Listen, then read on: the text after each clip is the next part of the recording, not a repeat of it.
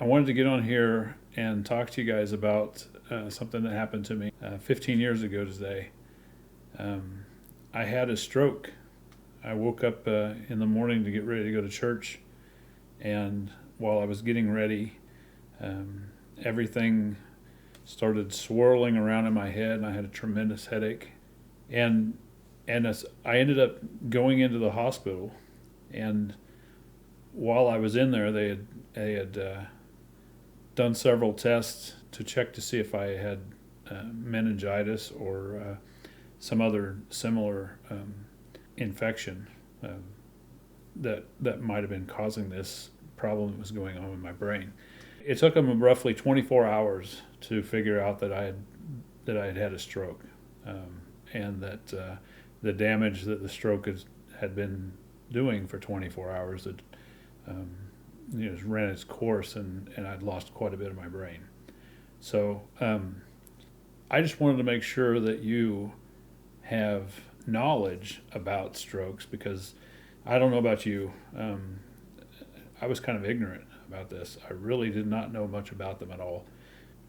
It's the kind of thing that when you're 37 years old, it's just not something that comes up. It's not the first thing that they consider when you start having troubles, the symptoms that I was having. So anyway, I wanted to make sure that you put this in the back of your mind, that the symptoms of a stroke, and just educate yourself a little bit, because it might possibly save your life someday. And an example of that is the second stroke that I had. During that, my family, they almost immediately knew what was going on, and we contacted the emergency services, and I ended up in the hospital in the ER roughly an hour after the symptoms started. And then they assessed me for a protocol that would essentially dissolve any of the blood clots that were causing this to happen, and for my brain to be starved for oxygen. And that process of getting me from the first symptoms to medication was less than 90 minutes. So they had taken me by ambulance to the hospital. They had assessed me, and basically they gave me the medication, and the next day I was fine.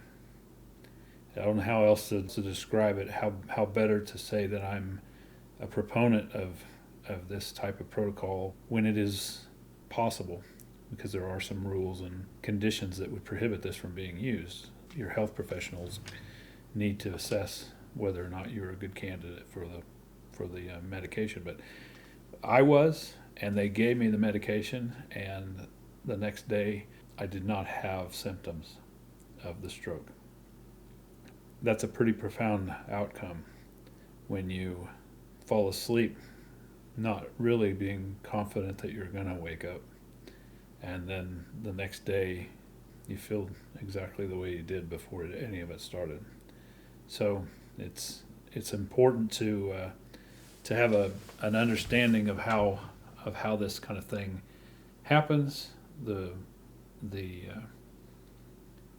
type of conditions that would prohibit you from being able to take that kind of medication, and then being prompt. I mean, because in my situation, it was one of the circumstances that made it easy or possible to save me.